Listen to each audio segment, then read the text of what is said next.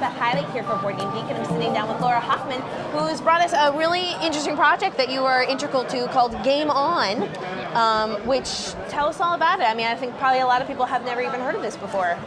Yeah, well, so we are Game On Tabletops, and we are a crowdfunding platform for tabletop games. So we host all types of tabletop games, role-playing games, board games, whatever, and we really try to create an all-in-one solution for tabletop crowdfunding. That means that we provide all the tools needed for the campaign creation, all the management. It includes a real-time pledge manager, and it also includes support from where the project manager is at, and we try to support everything we can to help them gain long-term success, basically.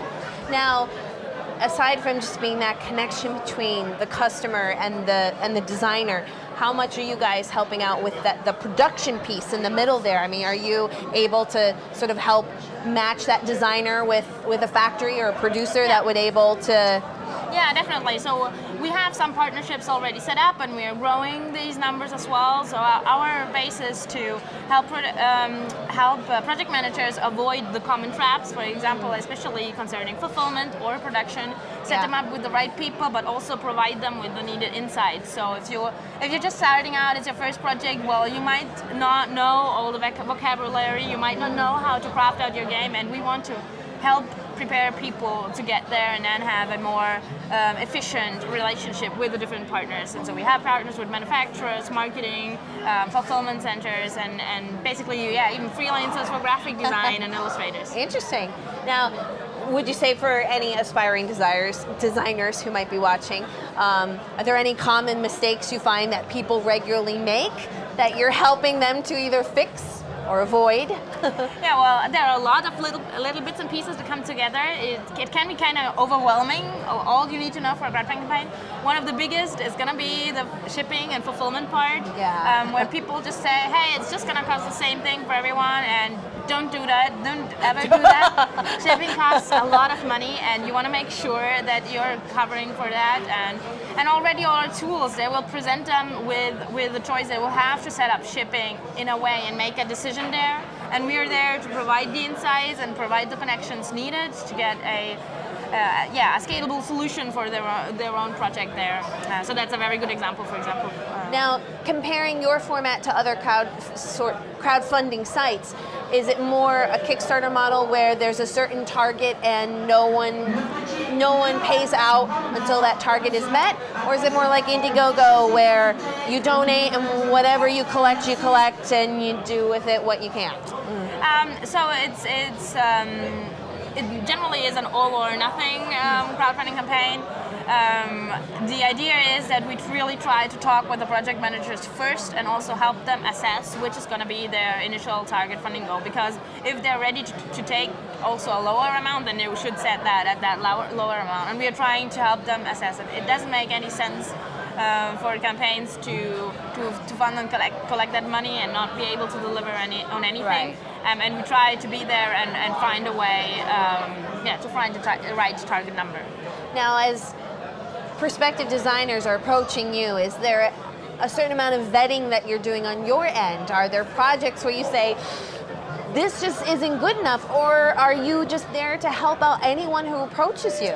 So we, in a first contact, we help out anyone who approaches us. But we will be having a very honest approach about that. So we will be telling them, hey, it's not necessarily about like your game is not good or something. That it's more about maybe you're just not there yet. Maybe you should take some more time and play test some more. Maybe you should start building a bigger community, and then we try to provide them as long as they want to. Of course, we don't push them to anything, but if they are interested, we provide them with some tips and tricks and tools that they can look into and also come back to us at any time. So it's more about these kinds of communications and having an honest discussion. Yeah. We believe that a successfully funded project is a great thing for the project manager, a great thing for the backer, and of course as well a great thing for us. So we don't see any sense in just leaving somebody out there. We want to be there and help them make a successful campaign. Now, for the people who are watching and who are like, I am really interested in this. So give us the plug. I mean, how do they get to the website? You know. Yeah. So if you want to find out more about that, or if you have a project to launch, basically you go to www.gameontabletop.com and you click on the contact button. You send us an email, and we will then get back in touch, talk to you about the project. Generally, we schedule like a Skype call just to get to know a bit more. And then we will work out which is the best way of collaboration out there. So we got a couple questions queued up. So how do you handle a company that fails to complete a game? So let's say I'm going to expound on that a little bit more. I'm assuming that, you know, they put out the crowdfunding, they hit their target, but then something happens and the process breaks down.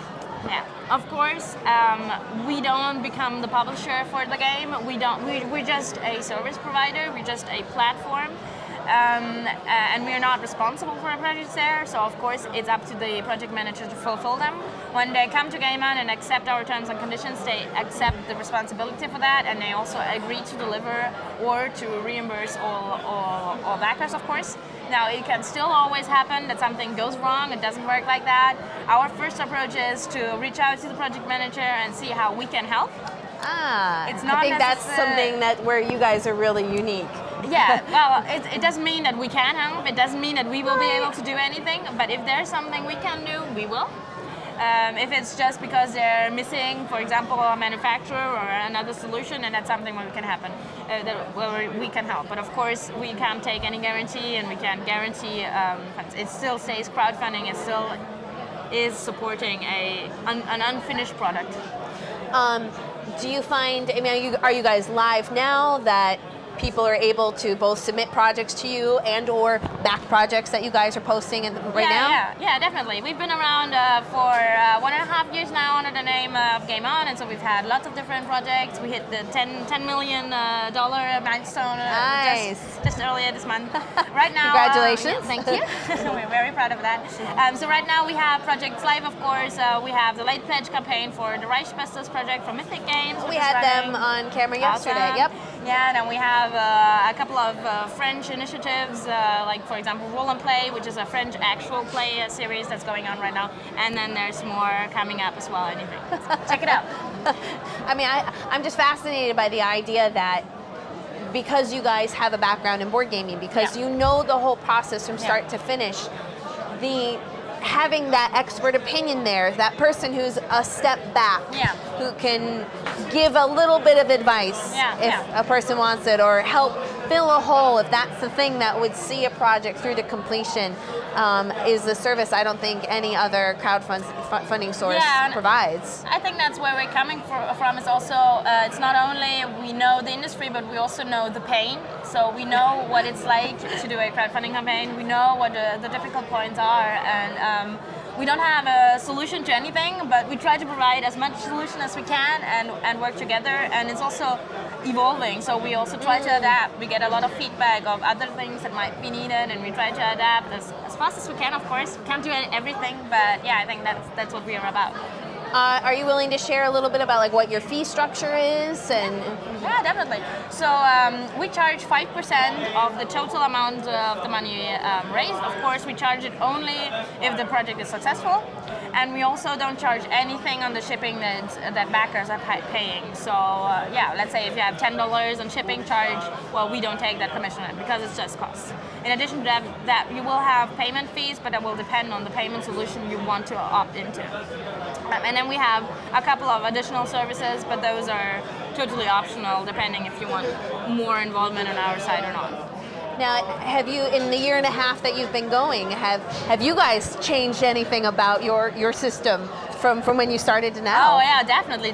So many things change. It doesn't look at the same anything anymore. So we actually, so we knew our product was strong. We knew our product had a solution to a lot of things, but we were actually overwhelmed with the feedback we got and how much positive impact there was and how much opportunity that was out there. And for example, late pledges or pledge management wasn't at all something we had initially integrated, but it's now something that's really, really, there's a demand for it because we combine having campaigns and managing your pledge in the same time.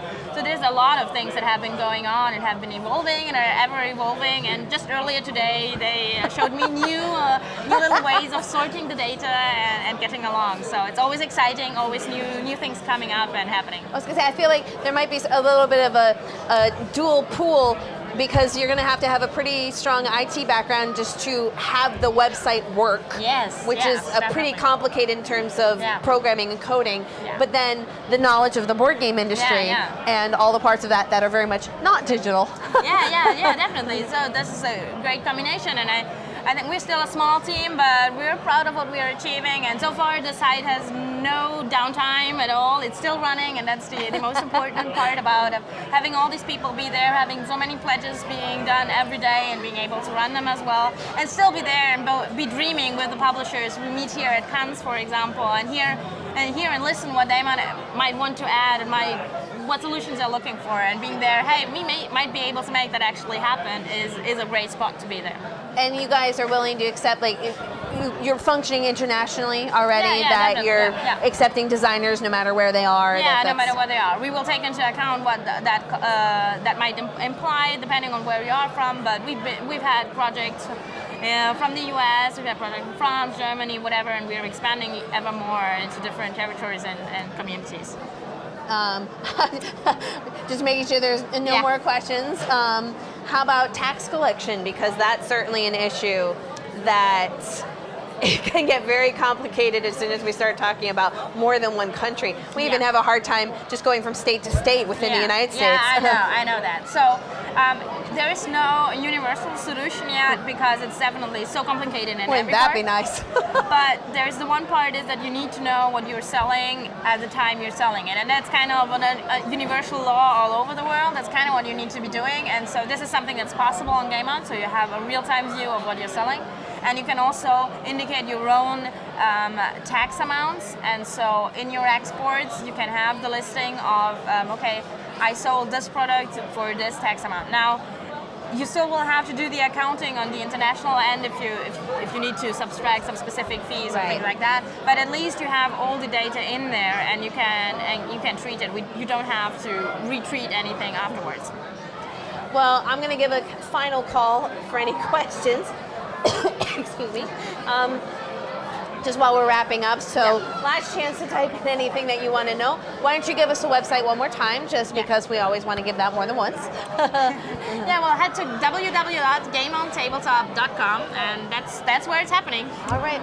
Laura, thank you so much for taking the time. Thank you for the time. Well, I was going to say, I know you're packed full with interviews, because you certainly want to make those connections with other publishers and designers, so I appreciate you taking the time. I think that's going to be really eye-opening for a lot of people listening to be like, wow, I had never heard of that before. Thank you so much for the opportunity to be here and talk about it. It's great. And thank you so much for all the work you are doing for the community. Yeah. Mutual appreciation. Definitely.